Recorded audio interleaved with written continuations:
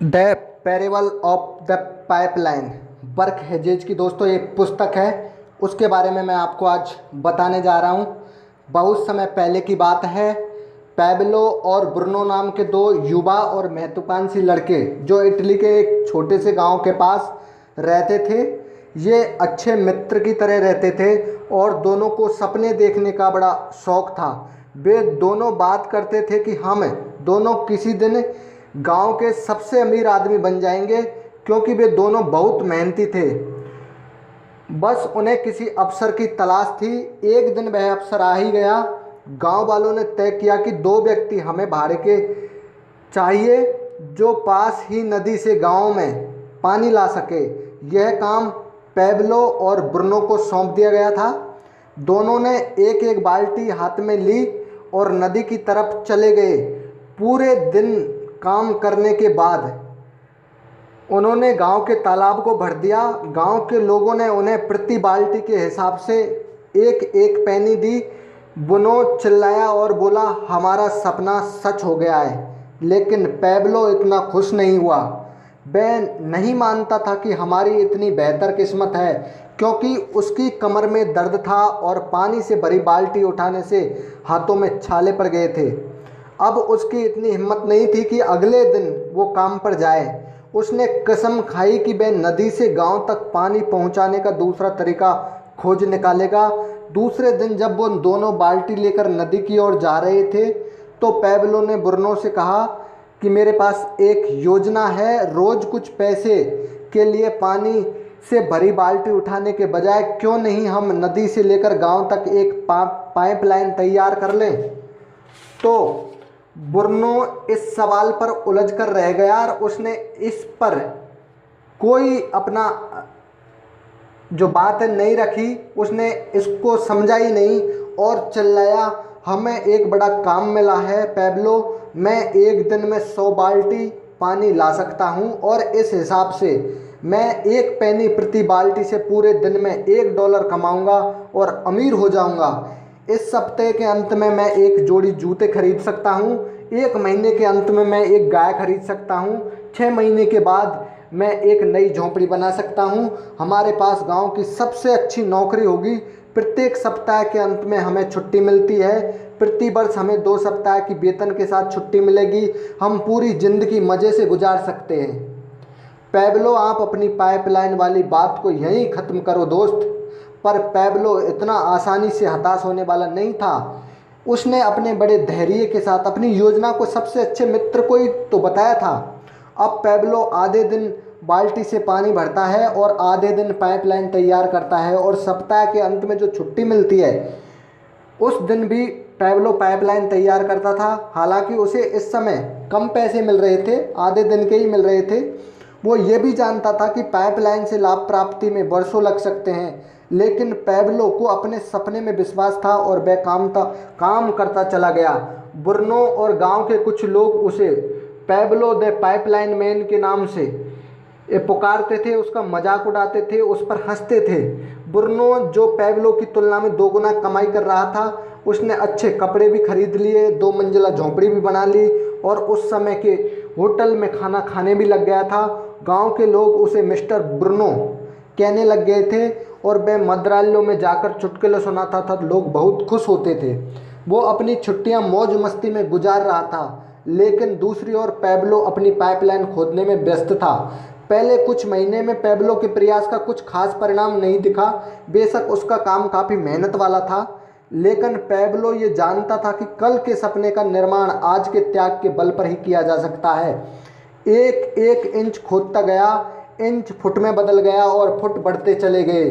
कुछ महीने बाद पैब्लो ने महसूस किया कि उसकी पाइपलाइन आधी तैयार हो गई है और अब उसे पानी भरने आधी दूर ही चलना पड़ेगा। जब अब पैब्लो को वो तारीख नज़र आने लगी जब उसका सपना सच होने वाला था।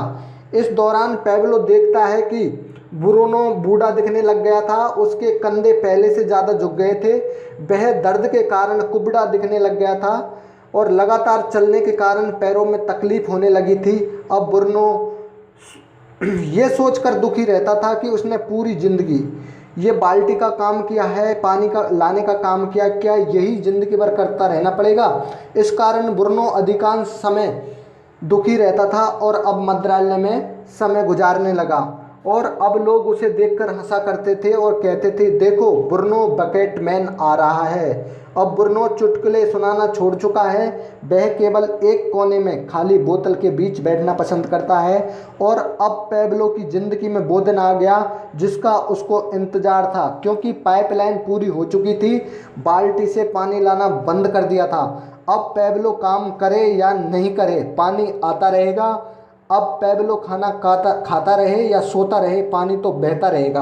अब पैब्लो खेलता रहता था तो भी पानी बहता था। और अब गांव में पानी की मात्रा बढ़ने के साथ साथ पैब्लो की जो आय थी वो बढ़ने लगी। पैब्लो द पाइपलाइन मैन अब एक चमत्कारी पैब्लो बन चुका था। राजनीतिज्ञों ने उसकी दूरदृष्टि सोच की प्रशंसा की और उसे मेयर बनाने का आग्रह भी किया, लेकिन उन्होंने ठुकरा दिया। पैब्लो ये जानता था कि यह एक महज चमत्कार नहीं था, वह एक बड़े सपने के पूरा होने की पहली अवस्था थी। अब पैब्लो पूरे विश्व में पाइपलाइन बिछाना चाहता था। दूसरी ओर ब्रुनो का पाइपलाइन की वजह से व्यवसाय खत्म हो चुका था। वह अब मुफ्त की शराब के लिए मंत्रालय पर गिड़गिड़ाया करता था। पैब्लो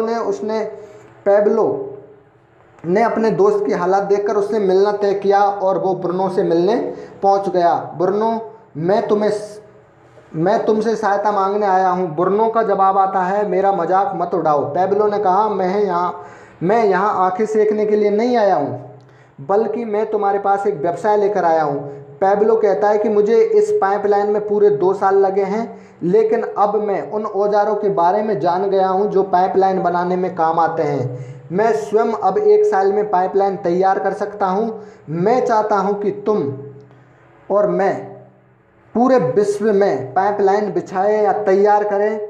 मैं चाहता हूं कि मैं तुम्हें और तुम्हारे साथी या अन्य लोगों को पाइपलाइन बिछाना या लाइन बनाना सिखलाऊं, फिर दूसरे लोग अन्य लोगों को पाइपलाइन बिछाना सिखाएं, तो इससे हमारे पैसे भी अधिक आएंगे। ज़रा सोचो।